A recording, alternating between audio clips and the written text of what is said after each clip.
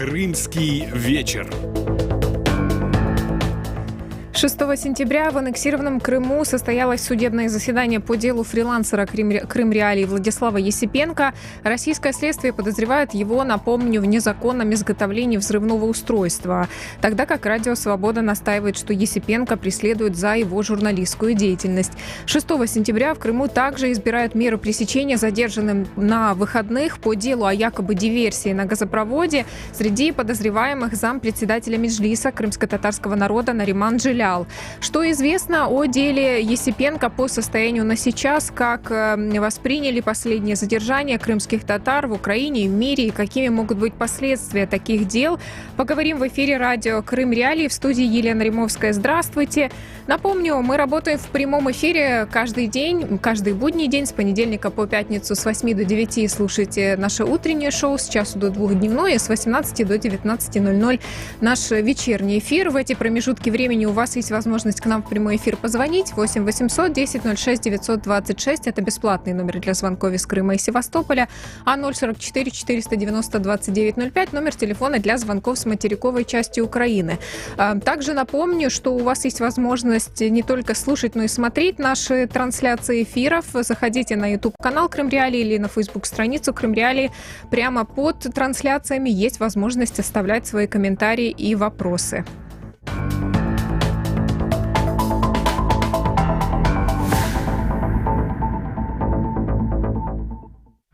Те, кто слушает и смотрят наш эфир на Ютубе, могли заметить, что мы назвали наш сегодняшний эфир «Судный день в Крыму.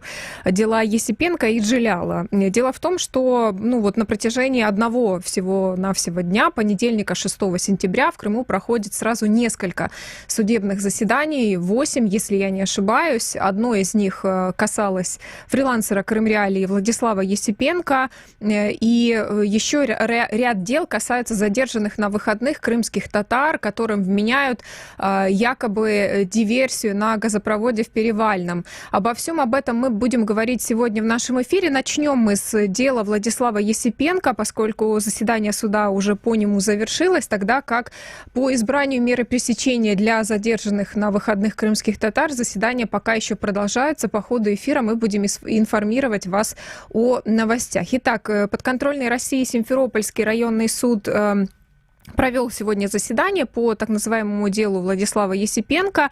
Напомню, что Владислав Есипенко – это внештатный журналист проекта украинской редакции «Радио Свобода» «Крым Реалии». Он освещал социальную, экологическую проблематику, снимал опросы крымчан на полуострове и был задержан сотрудниками ФСБ России в Крыму 10 марта этого года. Обвинили, по крайней мере, на начальном этапе Владислава Есипенко в якобы работе на украинские спецслужбы. Также звучало обвинение в хранении в автомобиле самодельного взрывного устройства. В течение 27 дней к Есипенко не допускали независимых адвокатов. На первом заседании после задержания Владислав Есипенко заявил о пытках со стороны российских спецслужб. Он отрицает версию обвинения и настаивает на том, что те якобы признательные показания, которые демонстрировало пророссийское крымское телевидение вскоре после его задержания, что вот эти якобы признательные показания он дал под пытками. От этих признательных показаний Владислав Есипенко отказался. По состоянию на сегодня, как известно из материалов дела, Владислав Есипенко обвиняется в незаконном изготовлении и хранении взрывного устройства. То есть версия о работе на спецслужбы, по крайней мере, в деле она не фигурирует. Как стало известно по итогам заседания 6 сентября, один из итогов этого заседания, что суд допустил в качестве общественного защитника Владислава Есипенко, митрополита Симферопольского и Крымского православной церкви Украины Климента. Перед эфиром Крым Реалии пообщались также с адвокатом Владислава Есипенко Дмитрием Динзе. Он рассказал нам о том, что Владислав повторно заявил в суде 6 сентября, что те показания, которые он дал в ходе предварительного следствия, они были получены под пытками. И давайте послушаем, что еще происходило на сегодняшнем заседании. Далее адвокат Дмитрий Динзе. Сегодня был допрошен оперативный сотрудник, один из оперативных сотрудников ФСБ Коровин, который рассказал, что действительно подозревали Есипенко в незаконном обороте взрывчатых устройств, взрывчатых веществ и оружия. Им поступила некая информация о том, что он может 10 марта вести с собой некое взрывное устройство.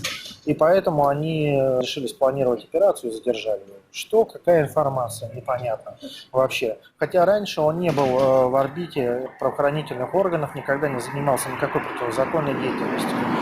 Единственное, что сказал оперативный сотрудник, что они его связывали с службой внешней разведки Украины. Я думаю, это являлось ключевым фактом, по которому они решили его как-то задержать и нейтрализовать. Может быть, таким образом. Это все догадки, конечно, домыслы, потому что каких-либо действительно устанавливающих данные обстоятельства материалов в уголовном деле нет.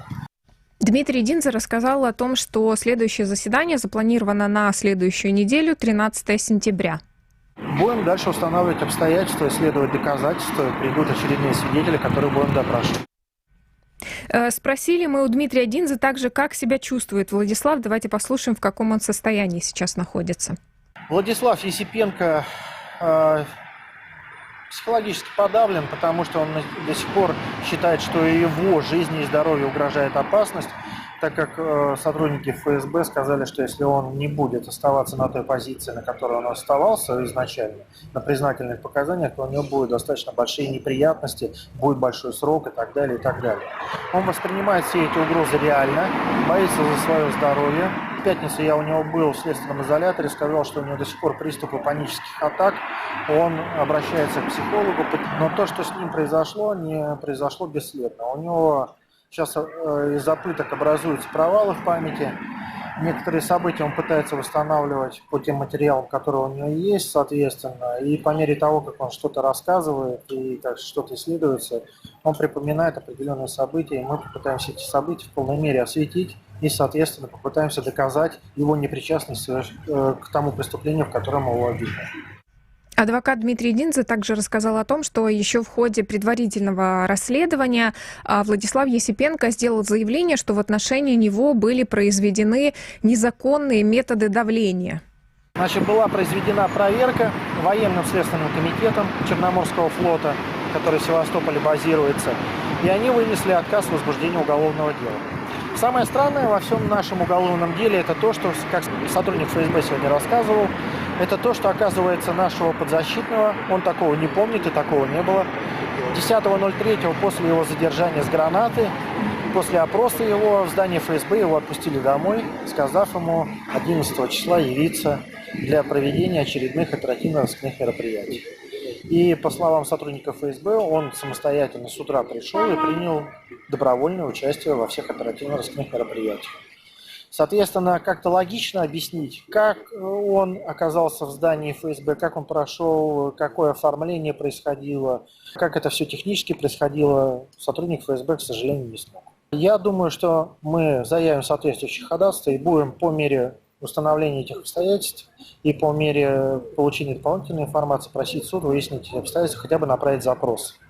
Что касается этого отказа в возбуждении уголовного дела в соответствии с законом, это производство, оно отдельно стоит по пыткам от основного дела.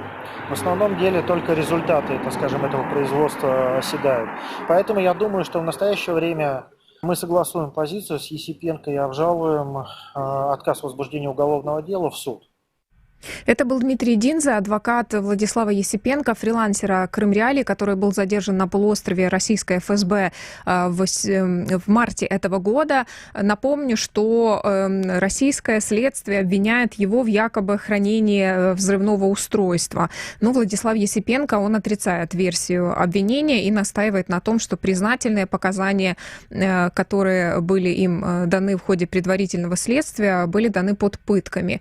Стоит отметить, что прокуратура Автономной Республики Крым открыла уголовное производство по факту задержания и ареста Владислава Есипенко. И Министерство иностранных дел Украины, и украинский омбудсмен, и Европейская международная федерация журналистов призвали к немедленному освобождению и снятию всех обвинений с Владислава Есипенко. К освобождению Владислава Есипенко призывает и руководство Радио Свободная Европа, Радио Свобода. В августе Радио Крым Реалии общалась с женой Владислава Есипенко, Екатериной. Она тогда рассказывала нам о том, что у Владислава возникли проблемы со здоровьем, и своевременная медицинская помощь ему не оказывается. Вот как нам стало известно после посещения СИЗО адвокатом, что Влад несколько дней жаловался на боли в пояснице. Врач СИЗО не приходил, на просьбу Владислава никто не откликнулся, но спустя все-таки 2-3 дня администрация СИЗО вызвала карету скорой помощи. Влада отправили в районную городскую больницу города Симферополь. Влад, конечно, пишет, что этого добиться было очень сложно. Там провели минимальное обследование, где врач констатировал, что он все-таки нуждается в госпитализации на фоне мочекаменной болезни, но его обратно отправили в СИЗО. Конечно, администрация СИЗО, она игнорирует оказание медицинской помощи. Нас, как родных, это очень волнует. Это касается не только Владислава, но и других заключенных. Но и на самом деле, если даже фельдшер СИЗО придет на вызов, то лечить ему арестантов нечем, потому что в медчасти нет никаких лекарственных препаратов, кроме жаропонижающего и магнезии. Поэтому Влад писал, что медчасть в СИЗО, она находится в антисанитарных условиях и полностью разрушена. Это была Екатерина Есипенко, супруга Владислава Есипенко. Отмечу, что профильные российские ведомства эту информацию не комментировали. В конце августа коалиция «За свободу СМИ» призвала Россию немедленно освободить Есипенко и всех незаконно задержанных журналистов. Эта коалиция – это неформальное объединение журналистов разных стран. Оно было создано в 2019 году. Помимо Владислава Есипенко, в этом заявлении обратили внимание и на крымско-татарских журналистов, которые находятся в заключении либо на территории России, либо на территории аннексированного ею Крыма, в частности, о Сервере Мустафаеве, Тимуре Ибрагимове и еще несколько человек упоминаются в этом заявлении. Я напомню, что мы начали с обсуждения итогов сегодняшнего заседания по делу Владислава Есипенко. У вас, наши дорогие слушатели, традиционно есть возможность присоединиться к нам в эфир 8 800 10 06 926, бесплатный номер для звонков из Крыма и Севастополя. Звоните, рассказывайте, что вы об этом думаете. Кроме того, трансляция нашего эфира доступна на YouTube-канале Крым Реалии, на Facebook-странице Крым Реалии. Там есть возможность оставлять свои комментарии. После небольшой паузы мы продолжим уже разговор беседой о так называемом деле о диверсии.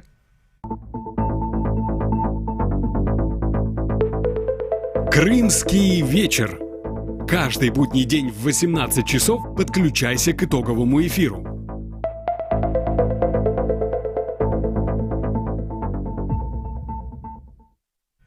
И мы продолжаем наш эфир вот разговором о ситуации касательно задержаний, которые мы наблюдали на этих выходных на полуострове. 3 и 4 сентября в Симферополе и в Евпатории задержали 5 крымских татар: Эльдара Адаманова, братьев Азиза и Асана Ахтемовых, Шевкета Усеинова, а также зампредседателя Меджлиса крымско-татарского народа Наримана Джиляла. Всех их после задержания увезли в неизвестном направлении. Например, вот что касается Наримана Джиляла, его жена рассказывала о том, что после обысков Наримана увезли на автомобиле, на котором не было вообще никаких номеров.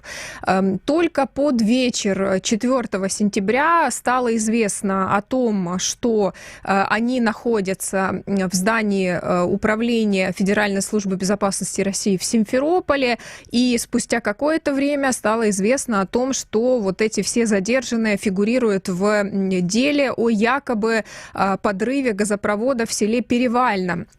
О повреждении этого газопровода стало известно в конце августа. Никаких подробностей тогда российские правоохранительные органы не приводили. И вот теперь после задержания появилась какая-то такая версия российских силовиков, которая связана с этим повреждением. Утверждают российские силовики теперь, по версии адвокатов, потому что публично непосредственно ФСБ пока никак не комментировала эти задержания. Но вот то, что стало известно адвокатам, что якобы это было не какое-то повреждение, которое можно представить, случайное, а якобы это был подрыв и вообще по версии российских следователей диверсия. Итак, Наримана Джиляла, как стало известно, подозревают в, цитирую, пособничестве в совершении диверсии, братьев Азиза и Асана Ахтемовых в совершении этой самой якобы диверсии.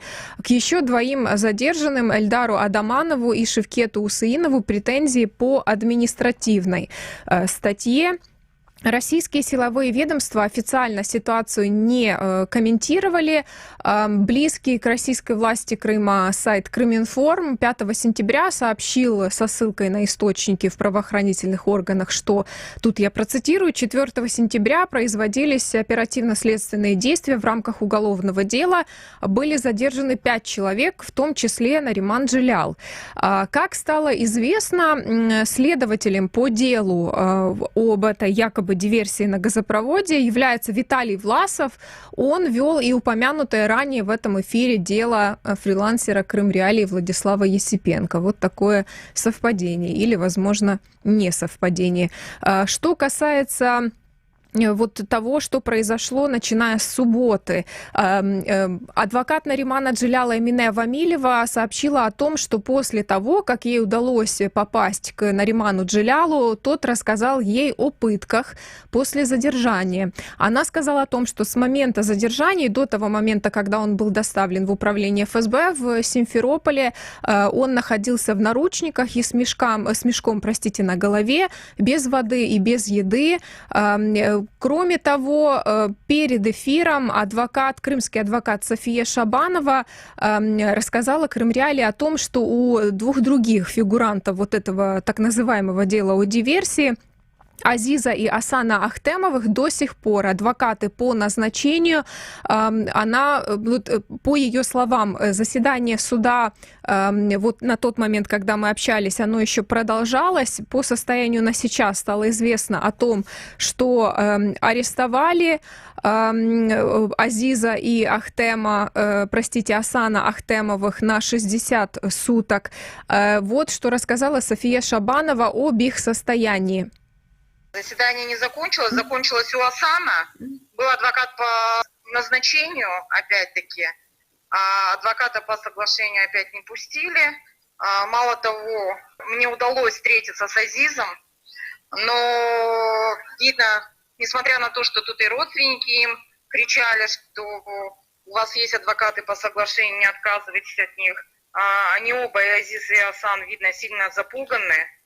Они не поднимают голову, буквально голова опущена, они не идут ни на какие контакты, видно, что они в шоке от происходящего, они просто от нас отказываются. И следователь, как Цербер, вот стоит и строго так спрашивает: тебе нужны адвокаты по соглашению? Я даже чуть-чуть поконфликтовала со следователем, но я считаю, что они находятся под каким-то, если не физическим, но психологическим воздействием точно. На момент, пока мы с вами сейчас в прямом эфире работаем, мы знаем, что продолжается судебное заседание по задержанным на выходных. Мы будем на протяжении эфира пытаться связаться с их адвокатами, возможно, узнаем какие-то подробности и касательно заместителя председателя Меджлиса крымско-татарского народа Наримана Джиляла. Стало известно в понедельник о том, что к его защите присоединился российский адвокат Николай Полозов. Ну, видимо, сейчас он занят. Посмотрим, возможно, до конца эфира он освободится, сможет нам прокомментировать ситуацию. Вот еще несколько таких важных моментов. Сегодня Крымреалии попытались узнать подробности, в частности, реакцию на информацию о пытках в отношении Наримана Джиляла у назначенной российскими властями уполномоченного по правам человека в Крыму Ларисы Апанасюк. Дозвонились Крымреалии к ней, и она сказала, что не проверяла еще информацию о том, что к Нариману Джилялу могли применять психологическое давление.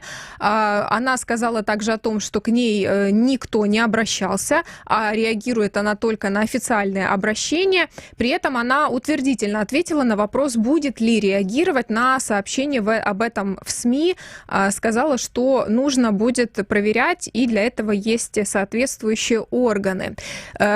Кроме того, стало известно 6 сентября, что Эльдар Адаманов и Шевкет Усеинов получили 14 и 15 суток административного ареста по админстатье 19.3 Кодекса об административных правонарушениях Российской Федерации. Эта статья звучит как неповиновение законному распоряжению сотрудника полиции, военнослужащего, сотрудника органов Федеральной службы безопасности. Ну вот подробности касательно того, в чем подозревают, да, в каком таком неповиновении Эльдара Адаманова и Шевкета Усеинова, будем мы выяснять. Но Эльдар и Шевкет — это двое из 5 крымских татар, которые были задержаны на этих выходных на полуострове по делу о якобы диверсии на газопроводе. Кроме того, важный момент — это то, что 4 сентября, после того, как стало известно о фактически похищении этих людей, потому что, иначе это квалифицировать довольно сложно, когда нет никаких документов, не допускаются адвокаты и неизвестно, куда увезли этих людей. Несколько десятков крымских татар, не только крымских татар, родственников, в том числе, приехали к зданию управления ФСБ в Симферополе, и они там пытались добиться какой-либо информации о задержанных. И вот во время того, когда собралось эти несколько десятков человек у здания ФСБ в Симферополе, по итогам российская полиция их задержала. И как стало известно, 6 сентября по итогам вот этих задержаний российская полиция завела на задержанных 58 административных протоколов. После небольшой паузы продолжим.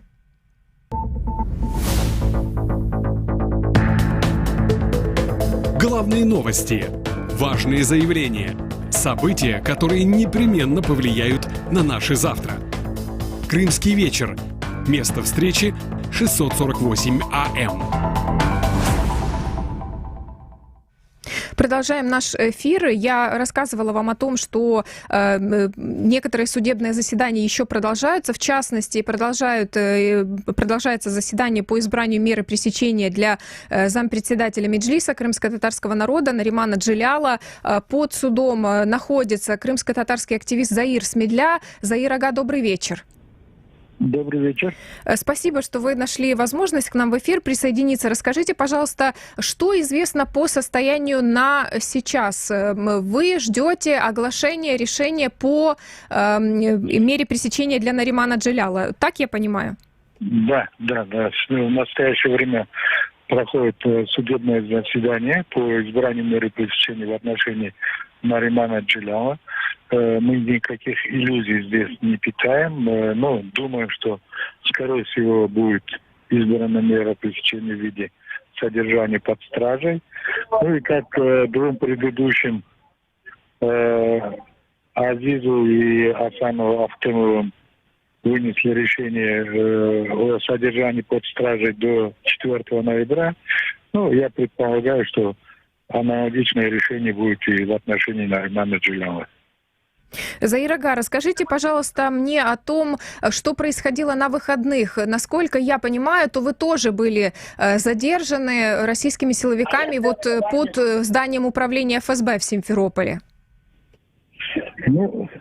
Скажу так, мы ожидали информации о местонахождении Наримана Джиляла и других наших соотечественников, вывезенных после обысков в их домах. Никакой информации не было. Адвокатам говорили, что похищенных, как потом стало известно, задержанных в этом здании нет. Потом стали адвокатам сообщать, что якобы задержанные отказываются от услуг адвокатов по найму и хотят государственных защитников. и отказывались сообщать о месте нахождения Наримана Джиляла и остальных наших соотечественников. А потом по отношению к тем, кто собрался у здания ФСБ и неподалеку, никто из собравшихся там не нарушал каких-то ни общественного порядка, не мешал проходу, проезду. Но, тем не менее, попытались выдвинуть в отношении собравшихся нарушение режима этой чрезвычайной ситуации, масочно-касочного, я так называю. Ну и около 60 человек погрузили в автобусы.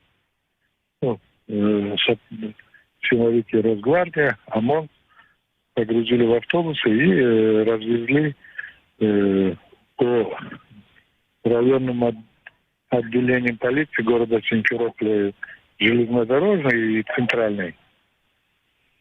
Ну и где-то до 11 ночи опросили и составили протокол на тех, кого доставили в железнодорожное отделение полиции. Я в том числе там находился.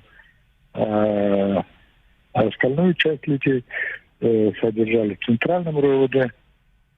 Ну и там тоже составили протокол, и уже одну группу отпустили ближе к полудню, вторую где-то содержали там часов до 3 ночи. Ну, в любом случае, это нарушение, скажем так, в соответствии с российским законодательством, доставление в участок и для выяснения личности не может проходить более 3 часов. Если это время превышает 3 часа, то уже нужно составлять протокол задержания. Ну, соответственно, этого ничего сделано не было. Я тут сделаю небольшое такое примечание, что вот мы упоминали в нашем эфире о братьях Азизе и Асане Ахтемовых, которых отправили под арест на 60 суток. И вот как стало известно сегодня, то 10 суток получил отец задержанного Азиза Ахтемова, Эскендер, и еще один сын Эскендера, Арсен Ахтемов, получил 15 суток ареста. Насколько я правильно понимаю, то Эскендер Ахтемов, он приехал под здание ФСБ, потому что он искал своего сына, но, тем не менее, вот такое для него административное наказание от российских органов. Да, там же с применением грубой силы была задержана и мать Азиза, ей в отделении полиции стало плохо, она тоже была доставлена в железнодорожное отделение полиции.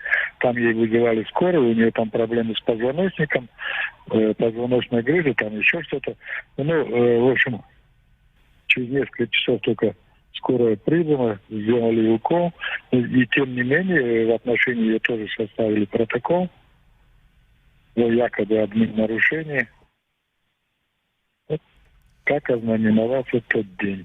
Заир Ага, последний вопрос. Не так много времени у нас. Какое у вас впечатление от этого дела? Как оцениваете его? Да, откуда оно взялось? И насколько вообще реалистичны вот эти обвинения, которые звучат теперь в адрес Наримана Джиляла и других задержанных? Я скажу, что это дело, очевидно, заказное и, скажем так, толчком к возбуждению этого дела послужило выезд Наримана Джиляла в город Киев для участия в Крымской платформе. Ну и угрозы, которые были в отношении тем, вы смотрите, будет плохо, будете участвовать там. Явное дело, это сфальсифицировано. И, как я понимаю, наверное, этих ребят Азиза и Асана на них сильно воздействовали, какими методами, физически, психологически. На мой взгляд, было и то, и другое. Они отказались, я еще раз повторяю, от адвокатов по договору. И, наверное, они будут давать те показания, которые для них подготовит следователь. Ну, то есть будет пытаться обвинить Наримана в организации диверсии, еще в чем-то. Поняла. Спасибо вам большое. Это был Заир Смедля, крымско-татарский активист. Он находится сейчас под зданием суда в Симферополе, где избирают меру пресечения для зампредседателя Меджлиса крымско-татарского народа Наримана Джиляла. Нариман Джилял был задержан 4 сентября на выходных. Всего задержали 5 крымских татар по делу о якобы диверсии на газопроводе в Перевальном. Упомянул Заир Ага о том, что вот он связывает, да, вот это дело, в частности, с участием Наримана Джиляла в саммите Крымской платформы, который прошел в Киеве 23 августа. Стоит отметить, что не только Заир Смедля вот такие связи видит. В своем заявлении по случаю касательно вот этих обысков и задержаний 4 сентября президент Украины Владимир Зеленский назвал действия российских силовиков реакцией России на Крымскую платформу. Также 4 сентября целый ряд украинских правозащитных организаций обнародовал совместное заявление по поводу обысков и задержаний. В Крыму правозащитники, в частности, требуют от России освободить задержанных. И не только этих 5 человек, но и всех тех людей, которые фигурируют в украинском списке политузников Кремля. Кроме того, правозащитники требуют от международного сообщества ввести санкции в отношении тех людей, которые причастны к обыскам, задержаниям и похищением крымчан по политически мотивированным делам. Среди подписантов заявления Украинский центр общественных свобод, Центр громадянских свобод. С нами на связи Александра Матвейчук, украинская правозащитница и глава центра. Александра, добрый вечер. Доброго вечера. Какой у вас вот ваша реакция на это дело? И тут возникает такой вопрос, сразу его вам задам. Мы видим, что за эти 7 лет преимущественно крымские татары фигурируют в так называемых делах Хизбут Тахрир, да, запрещенной в России организации, которая внесена в список террористических. И тут новое дело, на этот раз диверсия. Можно ли говорить, что это какой-то новый теперь тренд задали російські силовики? Варто згадати, що кримінальні справи в окупованому Криму за статтею диверсія вже відкривалися раніше. Можна згадати першу затриману групу, так звану групу Євгена Панова, там потім справи Олексія Бесарабова, Володимира Дудки та інших людей. Це дійсно менш поширене кримінальне обвинувачення, ніж причетність нібито до організації, яка визнана терористичною, але раніше таке траплялося. Да, это действительно случалось, и мы не так давно, мне кажется, вспоминали об этих делах, но, скажем так, в таких делах была, ну, грубо говоря, пауза довольно-таки продолжительная. Александра, такой вопрос к вам. Вот и новое дело о так называемой диверсии, и дело Владислава Есипенко, с которого мы начали сегодня в нашем эфире, потому что сегодня было и заседание по его делу в Симферополе. О каких практических шагах может идти речь? Вот что может сделать украинская власть, какие-то общественные институты для того, чтобы на ход этих дел повлиять? Швидкого впливу, на жаль, на хід цих справ дуже складно знайти. Це завжди робота вдовгу. Але що потрібно зробити Україні і що вона вже почала робити, оскільки після 23 серпня було створено новий майданчик, Кримська платформа, були держави-підписанти Кримської декларації, то зараз, окрім заяв держав у засудженням цих політично вмотивованих переслідувань, було би гарно почути консолідовану позицію держав-учасниць Кримської платформи. І от якби така узгоджена і заява вийшла, це був би ознака нової якості. От мені цікаво, чи зможе Кримська платформа провести цей тест і зреагувати на ці затримання. Тим більше, що, очевидно, переслідування самого Нарімана Джиляла, вона якраз і пов'язана не тільки з його постійною активною публічною позицією, але і з участю у Кримській платформі. Да, тут можно вот обратить внимание на тот факт, что меджлис крымско-татарского народа, он запрещен в России и внесен в список экстремистских организаций. Тем не менее, Нариман Джелялов, к счастью, все эти годы имел возможность работать, жить в Крыму. И вот теперь дело о так называемой диверсии. Вопрос возникает, конечно, почему сейчас и почему такое дело. Александра, один еще такой к вам вопрос. Он касается упомянутого в вашем совместном с коллегами заявлением по этим задержаниям. Это призыв вводить санкции против людей, которые причастны к такого рода задержаниям и такого рода делам. По вашим данным, почему такие санкции, почему такой инструмент пока не задействовался? Вот что мешает тем же партнерам Украины в Европейском Союзе, в США действительно применять санкции за нарушение прав человека в Криму?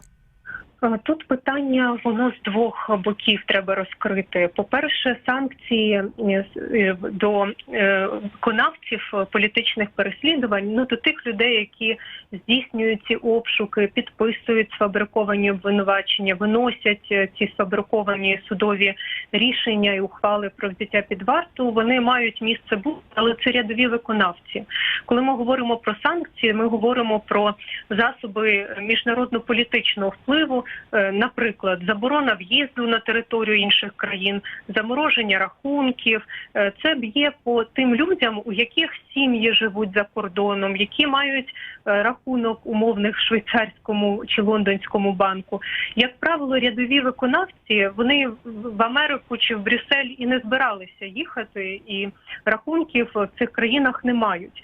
Тому важливо розкручувати цей ланцюг наказів до тих, хто віддає їм ці накази проводити політичні переслідування. Ось це набагато складніше, тому що тут треба мати докази, і їх громадським активістам і правозахисникам складно збирати. А стосовно виконавців, то були прецеденти, коли вводили санкції.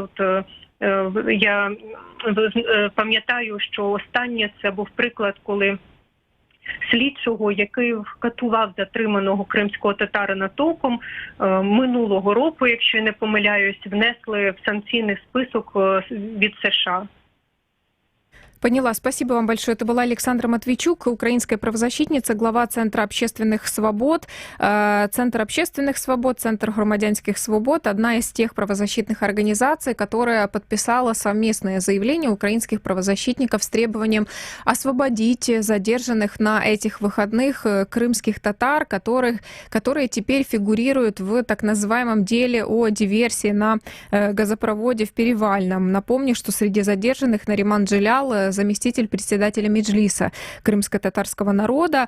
Стоит обратить внимание также на то, что пока российская сторона не выступила с каким-то заявлением или каким-то информационным сообщением касательно того, о каком деле идет речь, об этом, обо всем мы знаем от адвокатов задержанных и от тех крымских адвокатов, которые включились в это дело и пытались выяснить какие-то подробности. Было сообщение в пророссийских крымских СМИ о том, что вот такие вот задержания произошли, но эти сообщения были со ссылкой на якобы источники в правоохранительных органах. Пока никакого официального сообщения от ФСБ России не было. Я предлагаю, мы успеваем еще послушать комментарий Лили Гемиджи, это адвокат одного из задержанных, 4 сентября Эльдара Адаманова. Она выступала, можно сказать, в ночь с 4 на 5 сентября, вот по итогам того дня, когда пытались адвокаты добиться доступа к крымчанам, задержанным в этот день. Она сказала о том, что она уверена, что речь идет о политическом давлении на крымских татар. Сегодня много раз звучала мысль о том, что крымские татары проходят тест. Эти тесты крымские татары проходят на протяжении уже не одного года и с достоинством проходят через все эти испытания. Те ярлыки, которые вешаются сегодня на наш народ, ярлык террористов, экстремистов, диверсантов, они являются стандартными. Крымско-татарский народ уже находился с ярлыком предателей. Память наша жива. Мы помним все те испытания, которые прошли наши предки. И сегодня сталкивается наш народ с аналогичными испытаниями и с достоинством проходит их. При этом ни у кого не возникла мысль отвернуться от сегодняшних задержанных. И все уверены в том, что обвинение в диверсии либо в каких-либо иных преступлениях является ничем иным, как сфабрикованным материалами дела. Это была адвокат Лилия Гемиджи. Вот что касается того, что не отвернулись от задержанных, то опять-таки напомню, что в тот день, когда стало известно о фактически похищении 5 крымских татар, которых потом обнаружили в управлении ФСБ России в Симферополе, несколько десятков человек приехали под здание управления ФСБ в Симферополе, и они требовали предоставить какую-либо информацию о задержанных, потому что подозревали люди, что тут речь идет о действиях российских силовиков.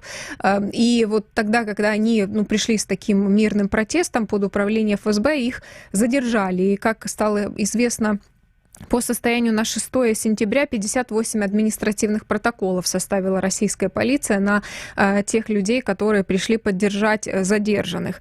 6 сентября стало также известно о том, что прокуратура Автономной Республики Крым квалифицирует действия российских силовиков на выходных как военное преступление, переквалифицировала украинское ведомство эти уголовные производства, потому что еще на выходных стало известно о том, что украинская прокуратура открыла уголовное производство, и теперь действия подконтрольных России силовиков в Крыму квалифицированы как военное преступление. Речь о статье 438 Уголовного кодекса России «Нарушение законов и обычаев войны». Я напомню, что в эфире радио Крым Реалии мы сегодня обсуждаем два момента. Первый момент, с которого мы начали, это дело нашего коллеги, корреспондента Крым Реалии Владислава Есипенко. Он был задержан в марте этого года. Российские силовики обвиняют его в незаконном хранении взрывного устройства. И 6 сентября в Крыму состоялось очередное судебное заседание по его делу. По итогам этого судебного заседания адвокат Владислава Есипенко сообщил о том, что он подтвердил, что к нему после задержания применялись пытки. Именно под пытками он дал признательные показания. От этих признательных показаний он уже отказался. Также адвокат Дмитрий Динзе сказал, что Владислав Есипенко подавал жалобу на то, что к нему применялись методы давления, но в открытии соответствующего уголовного дела профильное российское ведомство Владиславу Есипенко отказало. Допустили к делу общественного защитника, им будет митрополит Православной Церкви Украины Климент. Кроме того, рассказал Дмитрий Динзе о том, что в рамках этого заседания допросили нескольких свидетелей, в частности, одного из тех силовиков, которые принимали участие в задержании Владислава Есипенко. И второй аспект, которому мы посвятили больше времени, это обыски и задержания, которые прошли в Крыму на этих выходных. По итогам задержаны 5 крымских татар. Их обвиняют, они фигурируют в так называемом деле о диверсии, о якобы подрыве газопровода. Мы ждем тут, конечно, официальной реакции ФСБ России, потому что до сих пор ФСБ России свою версию не изложила, но то, о чем известно благодаря адвокатам, которые пытаются получить доступ к задержанным, что речь идет о происшествии на газопроводе в Перевальном в конце августа.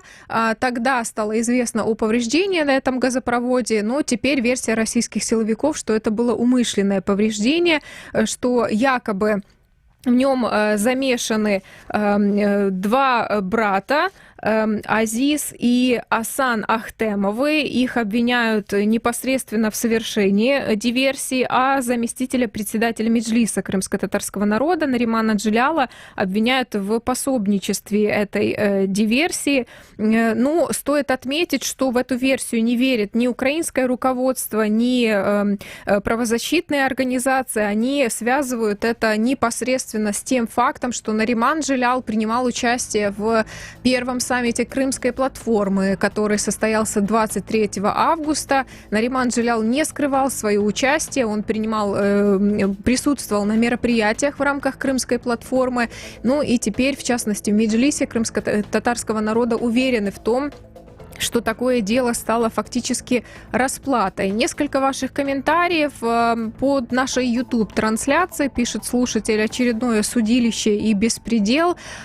Также есть комментарий: свободу крымским татарам и всем, кто арестован в Крыму.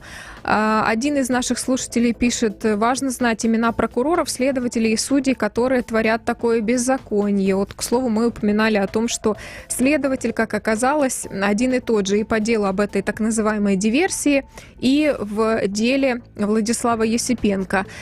Спрашивает наш слушатель, какие санкции следователям и судьям с 2014 года санкции наложены на саму Россию и что? Санкции должны накладываться на окружение Путина, пишет наш слушатель. Спасибо всем, кто был с нами в эфире. Самые свежие новости по этой теме, в частности, на сайте Крым Реалии. Заходите, а я, Елена Римовская, с вами прощаюсь. До свидания.